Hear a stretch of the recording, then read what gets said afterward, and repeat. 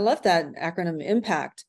Very, very practical. So pause, know your, be aware, This awareness, voice and and take choose action. your actions from a place of who you really are, and then Mhm. take action. Yep. Take the right action. Yeah, that's Yeah. beautiful. Very, very, And are yeah. you going to mess up? Yes, you're going to mess up, but you get to clean it, but you get to clean it up also, right? I Uh-huh. mean, I'm with my fiance sometimes, and we get into a place, and I tell myself I'm going to be calm, and then sometimes she'll just keep coming at me, and I'm boom, I react. Uh, and so, and what I get to do is, you know what? I just reacted. That wasn't me. That's not how I am. And it certainly just brought up a wound in me when you were coming at me. And so I apologize. And that's okay because this is the part of being human. And here's the thing, I think it's helpful for people to understand how to start shifting, or the process of shifting our energetic state has four basically, levels. First is unconscious incompetence. So you're living in the default mode network and you just don't know. You're just living life like, oh my God, I'm just like completely in, it's like the fish in water not knowing it's in water. So you don't know what you don't know, but you're always reacting.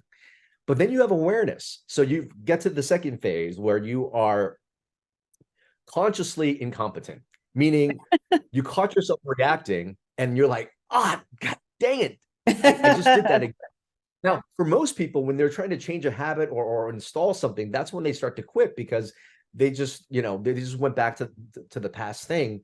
And I got to say that when you get to that point where at least you're aware of it, you can always clean it up. And it's a part of the process of actually getting to the next levels. So what's the next level? The next level is conscious competence, meaning you have to use energy. You catch yourself like in that old way of being, you take that new action, but it requires effort, right? But then when you do that over and over and over again, you can finally get to that last state, which is unconscious competence. Like you don't have to think about it anymore. It's just Hmm. rewired to the new state of being. And if you could understand that's basically the state of mastery of almost any habit that you want to adopt, you don't have to beat yourself up, for like not being perfect on the person that you want to be just yet. That gives people a lot of hope. Yeah. Going from incompetence to actually naturally competent. That's yeah, that would be a beautiful evolution and something to work toward.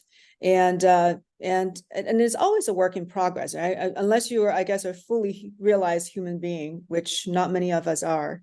But And I don't even know that in my lifetime I get to shed off the entire, one, the default mode never really leaves us.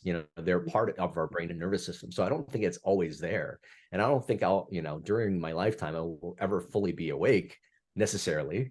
It's a gradual process of peeling back the layers and showing up as how you are. And this is the beautiful human experience. But the quicker you wake up to the beauty of life, the more of life you get to truly just enjoy. And when you get to the point where you truly get to just enjoy life, no matter what's happening outside, no matter what's happening in your bank account or your business or whatever, you've really reached that state where you're giving yourselves the signal that you are safe, that you are loved, that you're connected. And guess what? We don't have to think about our heart beating. We don't have to think about our immune cells going around like hitting pathogens. No, there's already an innate intelligence that is giving that to us. We just have to provide it with the environment of thriving and not surviving.